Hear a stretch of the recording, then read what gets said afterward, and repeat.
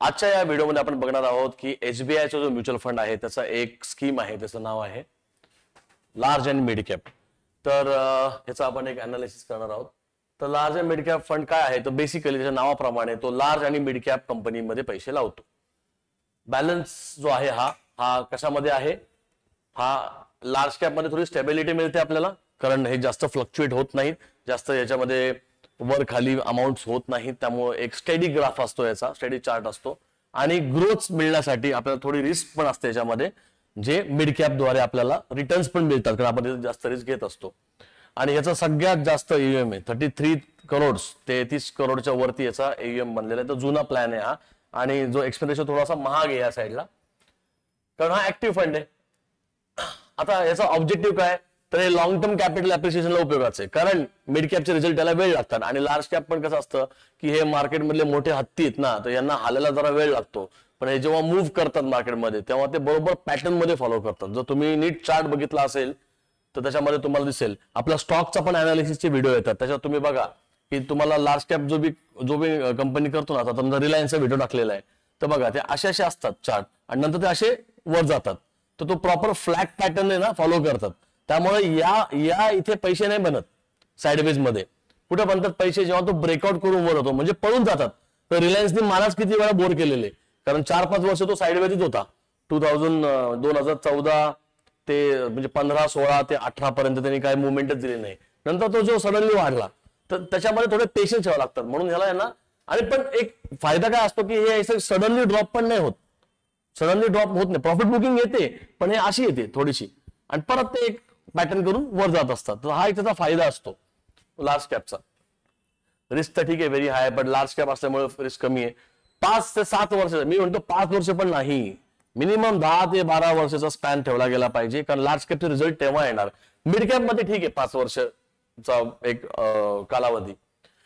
याचा एनएव्ही 621 रुपयाच्या वर चाललाय जेव्हा आम्ही हा व्हिडिओ केलाय. 9 सप्टेंबरच्या दरम्यान आहे हा.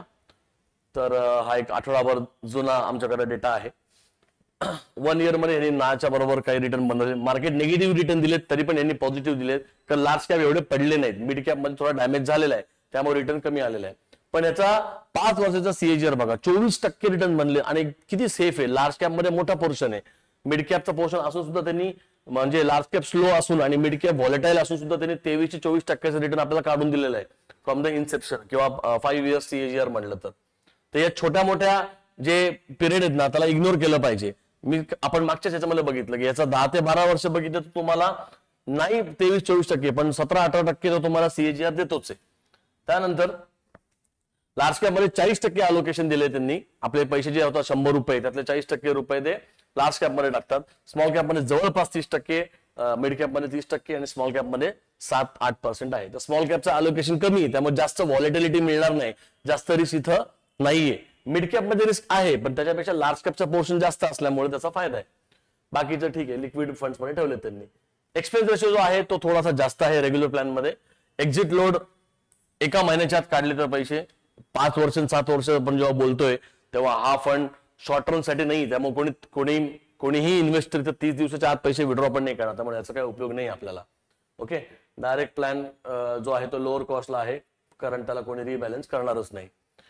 आता ह्याची जर कंपॅरिझन बघितली आपण, तर आयसीआयसीआय आणि एचडीएफसी हे जे मोठे फंड हाऊसेस आहे, यांच्या कंपॅरिझन मध्ये जर बघितलं तर आयसीआयसीआयचा एक्सपेन्स रेशो कमी आहे, हा त्याचा ऍडव्हान्टेज आहे. एईएम कमी आहे, एसबीआय पेक्षा आयसीआयसीआयचा एईएम कमी आहे, फंडची व्हॅल्यू कमी आहे. आणि त्याचा जर रिटर्न बघितला तर तो जवळपास सेम आहे, पण ह्याच्यामध्ये 3 ते 5 वर्षांमध्ये यांनी जवळपास 21-22% दिलाय. 3% ते 2.5 ते 3% एसबीआयने जास्त रिटर्न दिलेले. त्यानंतर एसबीआय लार्ज कॅप आणि मिड कॅप मध्ये, म्हणजे याच्यामध्ये एक ऍडव्हान्टेज म्हणलं तर एक्सपेन्स रेशो कमी, ठीक आहे. रेग्युलर प्लॅन मध्ये हा वाढणार आहे, याच्यामध्ये एक्सपेन्स रेशो पण कमी आहे कम्पेअर टू एसबीआय. एईएम 26 कोटीचा आहे, 26,000 कोटीचा आहे, आणि त्याचे रिटर्न जर बघितले तर रिटर्न थोडेसे कमी दिलेत त्यांनी, 5% जवळपास कमी आहे 3 ते 5 वर्षांमध्ये compare to SBI large cap. मोठा प्लेअर आहे एसबीआय म्युच्युअल फंड हाऊस, एक मोठी एएमसी आहे. त्याचं थोडस काय म्हणतात, त्यांचं कन्सिस्टन्सी चांगली त्यांच्या रिटर्न्स मध्ये. Balance allocation between the large and mid caps हे सगळ्यात मोठं ऍडव्हान्टेज आहे. 40% इथे आणि जवळपास 30% इथे, आणि उरलेले 7-8% फक्त स्मॉल कॅपला जाते. Strong 3 year and 5 year performance definitely backed by SBI AMC expertise. हा ते चांगलेच लोक आहेत. मॉडरेट एक्झिट लोड आता नाही लागणार त्याच्यामध्ये, जुन्या ते होतं 30 दिवसाच्या आत काढलं तर एक्झिट लोड आहे. लॉंगर पिरियडला एक्झिट लोड पण लागणार नाही. शॉर्ट टर्म व्हॉलेटिलिटी आहे. एका वर्षामध्ये लो रिटर्न दिले कारण मार्केटने लो परफॉर्म केले, त्यामुळे ठीक आहे, हा पॉईंट चालेल. 5 ते 7 वर्षाचा आपण हे ठेवला पाहिजे. टॅक्सेशन जे आहे ते थोडं लागणार शॉर्ट टर्म मध्ये, आपण शॉर्ट टर्म मध्ये याला बोलतच नाहीये. मिड कॅप एक्सपोजर आहे, त्यामुळे डाऊन साईडची रिस्क पण याच्यामध्ये थोडीशी आहे. जर मिड कॅप खूप जास्त पडले तर 30 ते 32% अलोकेशन मुळे प्रॉब्लेम येऊ शकतो याच्यामध्ये. हा काही वर्ष निगेटिव्ह परफॉर्म करू शकतो, पण 5 ते 7 वर्षाचा स्पॅन ठेवला तर लार्ज कॅप त्याला होल्ड करतील आणि मिड कॅपला ग्रोथ जर थोडीशी मिळाली तर याच्यामध्ये 24% जो त्यांनी CAGR दिलेला आहे रिटर्न्स मध्ये, तो नक्की 5 ते 7 वर्षामध्ये तो तेवढापर्यंत जायची चांगली शक्यता आहे. म्हणजे हा मेंटेन करेल. त्यानंतर आपण जर बघितलं तर investor seeking the growth with some stability. हा स्टॅबिलिटी कोणामुळे येणार आहे तर स्टॅबिलिटी फक्त आणि फक्त लार्ज कॅपमुळे येते, अजून काही रिझनच नाही याचं. 5 वर्षाचा हॉरिझॉन मिनिमम ठेवला पाहिजे. शॉर्ट टर्म आणि याच्यासाठी तर काही संबंधच नाही. कन्झर्वेटिव्ह साठी अजिबात व्हॅल्यू नाहीये. कन्झर्वेटिव्हनी डेट मध्ये जावं कारण याच्यामध्ये मिड कॅपचा पोर्शन हा जास्त येतोय. आता SIP तुम्ही करू शकता आमच्या बरोबर. हे स्लॅब रेट आहे, हा पर्सेंटेज बदलून 12.5% झालेला आहे आता, प्लस सेस आणि सरचार्ज लागून जवळपास 14.5-15% टॅक्सेशन मध्ये आपण जातो. तर काय कन्क्लुजन आहे आता याचं की हा इक्विटी मध्ये एक बॅलन्स आहे, याच्यात डेट नाहीये. लार्ज कॅप आणि मिड कॅप आहे पण याच्यात डेट नाहीये. ठीक आहे, तर हा इक्विटी मध्ये एक बॅलन्स कॅटेगरीमध्ये येते. म्हणजे आपण जेव्हा म्हणतो बॅलन्स फंड त्याच्यामध्ये इक्विटी डेटचा रेशो असतो, हायब्रिड फंड त्याच्यामध्ये वगैरे, पण हा इक्विटीचा एक पोर्शन आहे. काय हा इक्विटी मध्ये काय झाला, हा लार्ज कॅपचा पण पोर्शन आला आणि मिड कॅपचा पण पोर्शन आला. ठीक आहे, तर इक्विटी मध्ये पण त्यांनी बॅलन्सिंग करून दिलेलं आहे. ठीक आहे, ट्रॅक रेकॉर्ड चांगलेलं आहे आणि अशाच कंटेंटसाठी तुम्ही आम्हाला सबस्क्राईब करू शकता. म्युच्युअल फंड स्कीम बद्दल जर तुमच्याकडे जर हा फंड आहे तर तुम्ही कमेंट करून सांगू शकता. जर तुम्हाला सांगायचं असेल तर किती रिटर्न तुम्हाला मिळालाय, तुम्ही कधीपासून इन्व्हेस्ट केलेले आहे आणि किती तुमचा अॅन्युअलाइज रिटर्न और ऍब्सोल्यूट रिटर्न आलेला आहे तुम्ही सांगू शकता. जास्त जर तुमचा रिटर्न झाला असेल तर त्याला तुम्ही वेळोवेळी डायव्हर्सिफाय करा, कारण याच्यात मिड कॅपची रिस्क येते. जर हा शेअर खाली पडला नंतर तर तुमचा जो आता दिसणारा अनरिअलाइज प्रॉफिट आहे तो जाईल.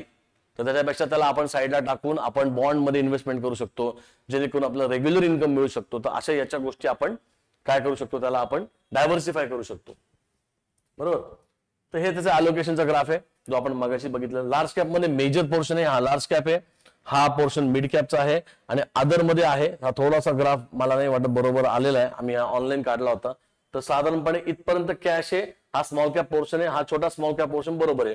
पण मेजॉरिटी केसेस मध्ये याला लार्ज कॅप मध्ये यांनी काय केलेलं आहे, अलोकेट केलेलं आहे. आणि हा आहे मिड कॅपचा पोर्शन जो मेजॉरिटी आहे याच्यामध्ये. आता जर बघितलं तर CAGR हा जवळपास 24% वर गेलेला आहे. तर हा लॉंग रन साठी उपयोगाचा आहे हा फंड. आणि पिअर कंपॅरिझन जर केली तर ICICI लो कमी याच्यामध्ये 3 वर्षामध्ये चांगलं परफॉर्म केलेलं आहे. ICICI large and mid cap. ठीक आहे, त्याच्या मानाने SBI कमी आहे. आणि जर 5 वर्षाचा जर ग्राफ काढला, हा 5 वर्षाचा नाहीये, 5 ते 7 काढला तर तुम्हाला SBIचा जवळपास ह्याच्या 24% दरम्यान मिळतो. तर चांगले रिटर्न्स दिले त्यांनी. आता आपल्याला लक्षात घ्यायला पाहिजे की जर तुमच्याकडं ICICIचा जर फंड असेल लार्ज अँड मिड कॅप आणि त्याला जर तुम्ही 5 वर्षाच्या खाली इन्व्हेस्ट केला असेल तर चांगला प्रॉफिट आलेला आहे, त्या प्रॉफिटला बुक करणं गरजेचं आहे. नाहीतर काय होतं, तुम्ही लोकांना काय समजत की म्युच्युअल फंड मध्ये पैसे ठेवले की ते फक्त आपले फंड वाढत राहतात, आपल्याला कधी लॉस होत नाही, असं नसतं. त्याला अनरिअलाइज गेन म्हणतात. तो अनरिअलाइज गेन जो असतो ना तो आपल्या हातात नाही आला, तो बुक नाही केला तुम्ही. जर तो वेळोवेळी बुक नाही केला, बुक म्हणजे काय की जर त्याला आपण घेतलं नाही तर तो प्रॉफिट आपला जात राहणार आहे. मार्केट पडणार. मागच्या वर्षीपासून या वर्षीपर्यंत निफ्टीचं निगेटिव्ह रिटर्न आलेलं आहे. सप्टेंबर टू सप्टेंबर जर तुम्ही बघितलं तर निगेटिव्ह रिटर्न आहे. पैसे बनले नाहीत मार्केटमध्ये मागच्या वर्षामध्ये. खाली गेलं मार्केट, लोकांनी परचेस केलं पण ऍब्सोल्यूट रिटर्न 0 आहे अॅन्युअलाइज मध्ये. बरोबर, तर त्यामुळे तुम्हाला टाइम टू टाइम तुमची प्रॉफिट बुकिंग ही होणं गरजेचं आहे. ठीक आहे, तर ठीक आहे, हा व्हिडिओ एवढाच जरा जास्त मोठा झाला. ठीक आहे, भेटूया आपण पुढच्या एखाद्या नवीन स्कीम बरोबर. आणि thank you for watching this video. आणि लाईक करा आणि सबस्क्राईब करा. थँक्यू.